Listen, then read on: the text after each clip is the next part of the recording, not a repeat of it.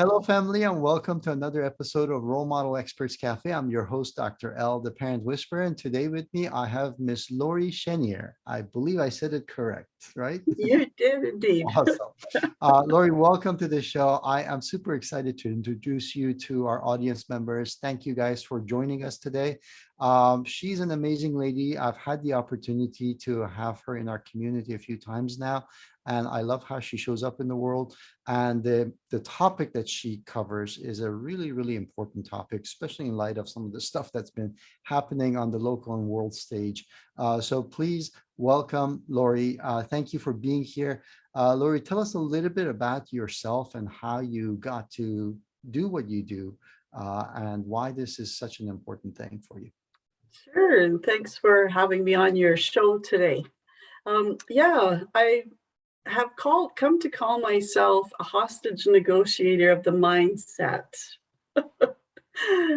Because I feel that all through life, and this is my journey, I always felt like I was defining myself by my family and the people around me. So when you're not growing up in healthy environments, you're really struggling with your mind. And your mind is the one that keeps you stuck. Like, I don't like this part of my life. I don't like this. I don't feel like I fit in. I don't feel like I belong.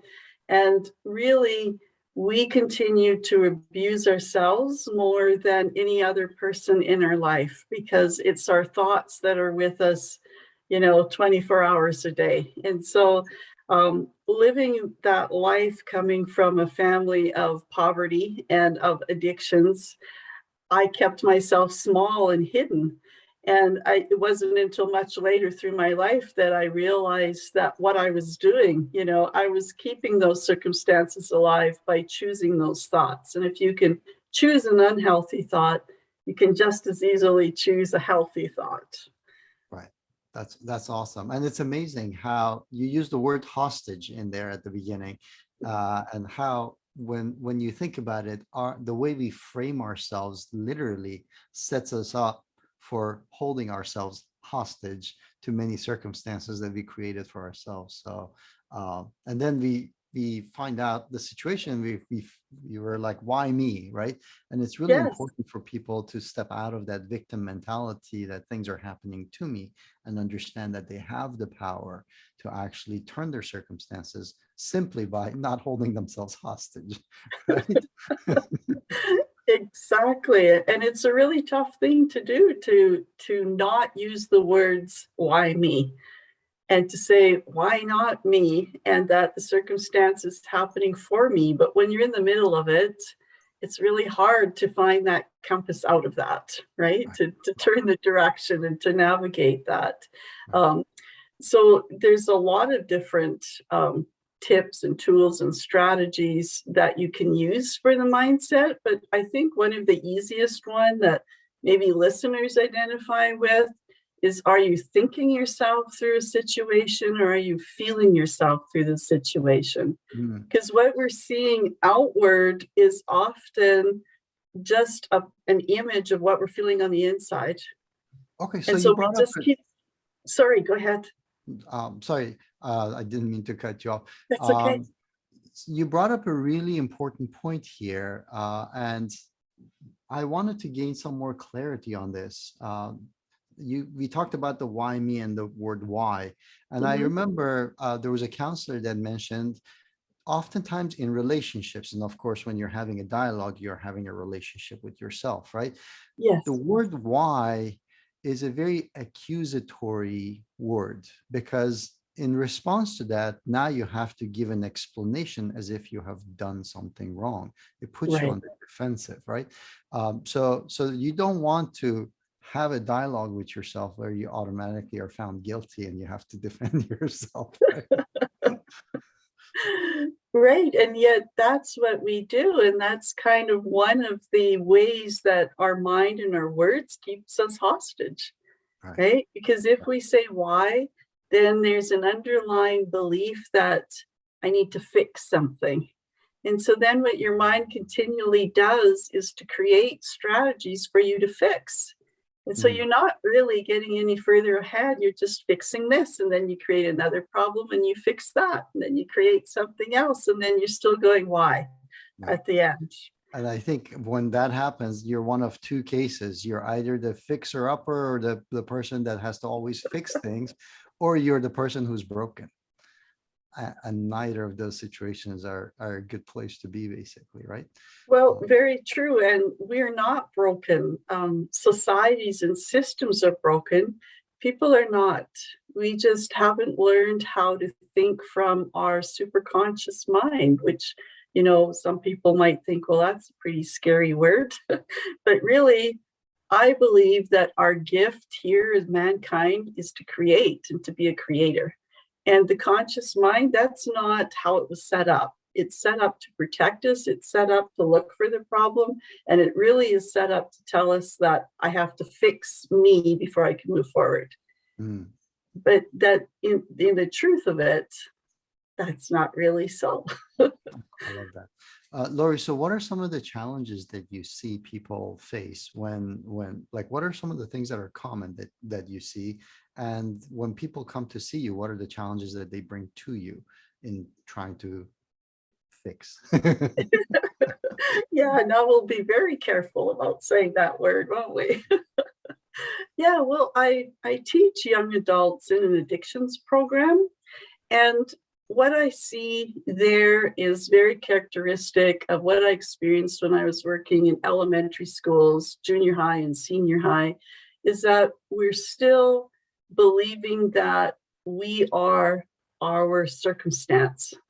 And we're not able to see that, you know what, I'm a person and those were events. And I chose to look at it and I chose to give it a numerical value and say, out of a scale of 1 to 10, that was the worst thing that ever happened to me. It was an 8, right? But we lose sight of our identity, who we are, our likes, our strengths, what we bring to the table when something happens. And it's removing ourselves from that. And so that's what I see. I see the emotional thoughts and people trying to figure out their life through emotions. I Okay. feel sad. I feel angry. I feel depressed. I feel worthless. I feel I don't fit in. Laura, you're just going at like light speed. I know this comes really natural to you.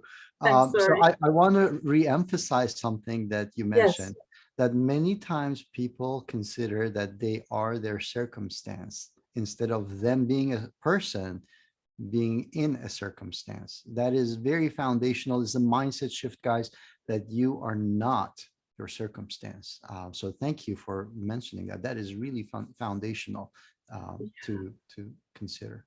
You are a product of your mindset, right? And so you can have you can call whatever happened to you to be the worst thing that ever happened to you, but you're still a product of how you look at that, how you perceive that, and more importantly, how do you want to grow from that? So act to grow. And then how do we deal with the emotions? You mentioned fear and anger and sadness and things like that. And basically becoming, I'm an angry person, I'm a sad person, those kind of things.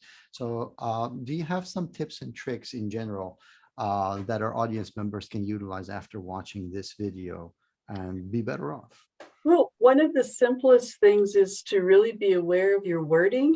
And so it's not, I am angry, it's that event caused me to feel this way, right? And then it takes the onus again off of you being connected to that circumstance and that you actually have the power in you to change, to make that change, right? So that's one of the easiest and simplest things is really to focus on what you're focusing on. What is your mind telling you? Right. And all emotions deserve a seat at the table. And that's the second thing that we kind of make maybe an error in judgment in the world, we should be grateful, we should be happy, those things are great, but those emotions are telling us something, right? And they're telling us what we're connected to that is keeping us in the quicksand.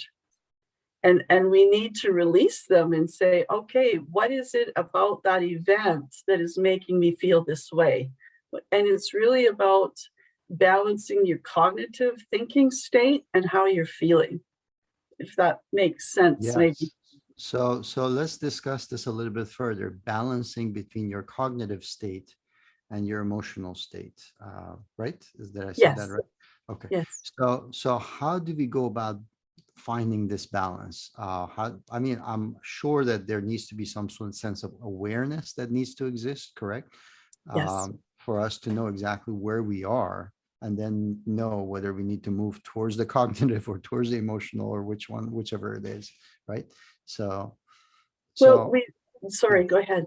no, that's it. That was my question. We really do need both in order to determine where we're going in our life. It's just about how we're standing in the presence of each, right?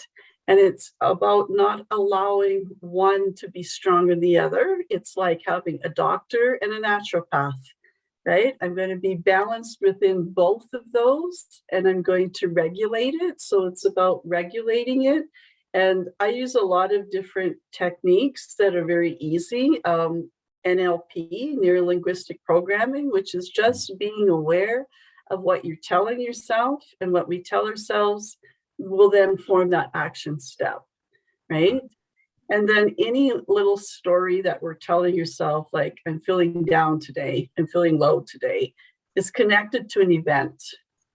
And once we recognize that emotion, we still realize that what I was thinking was being dominated by how I was feeling. And that changes my outlook about what I'm seeing in my visual path. That's beautiful. That's powerful. Okay, so I know that NLP is a really powerful tool. Is there any word that we should look in our daily personal dialogue that we should be aware of if we use it? Are there any words that we need to kind of pay attention to in that sense? There's a lot of different words and structure. It's really about, I kind of think about it as building a house, and we need a foundation and we need the structure or else we get weak, right? And so it's really about listening to what we're saying all the time. We like to box ourselves in by punctuation. I feel so sad today, period. Right? That's one of the easiest things to look at with NLP and how we're talking. Why can't we change that period into a comma and say, well, I feel really sad right now. Who do I know that could help me out of it? Then put the That's period there. wow. I think everybody should use that right now. Get rid of the periods, start putting in commas. I like that. Forget what the grammar school and the teachers told you. Let's That's start right. using commas. Awesome. Very cool. Life Awesome. is a comma, not a period. We're ever changing. We're always having growth, but we keep ourselves stagnant by keeping ourselves in that box. In my box is period. Period. Got it. Awesome, Lori. I know that you have tons of tools, tons of ways to help families. Tell me a little bit about how the audience members can connect with you and work with you. And then I'll make sure that I'll put the details in the description box for our audience members. Sure. I do have a Facebook change. It's in the progress. Sorry, my website is in the progress of being changed to accommodate my Black Sheep workshops for youth and young adults. But you can still get on there and see the characteristics of who I am. I do a lot of public speaking. It's Echo of Yes, so ECHOOFYES, Echo of Beautiful. Yes. So you I like can put in the HTTP there. You can email me at Lori at Echo of Yes. I'm also on LinkedIn. And my programs use things like the medicine wheel to help find balance, journaling. I do a lot of being able to show you how do you take your journal and create a script for your life to complete your life with it. I work a lot with families who are immigrants and get them to see how to change their stories, and also to take it into schools and show the schools, the other schools, kids who are not immigrants, of how we are the same, and to celebrate uniqueness. awesome. So those are a few of the tips. I also do a lot of acting, so I get to show them different drama therapy techniques about how do you sell yourself now that you have this new story. Right. right? How are you going to think yourself into success? So I am on LinkedIn, I am on Facebook, I have the website, and I do have PDFs that will explain and give you an active script to kind of see how that would work for you. Right.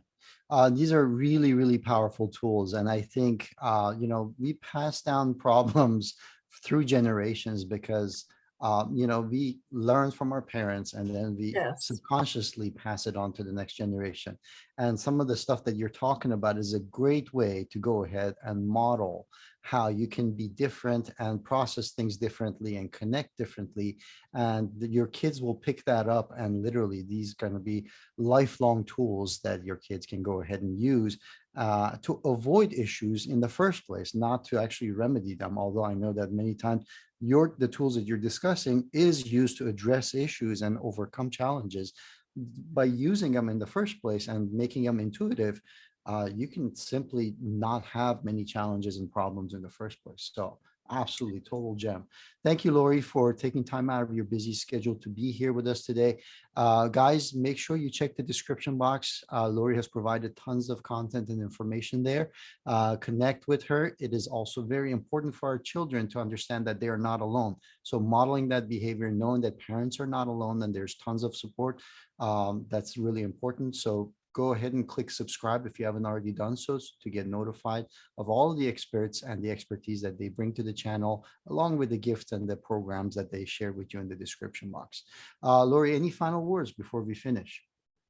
No, thank you. It was great to be here, and I'm going to go out and inspire people. I just, live inspired.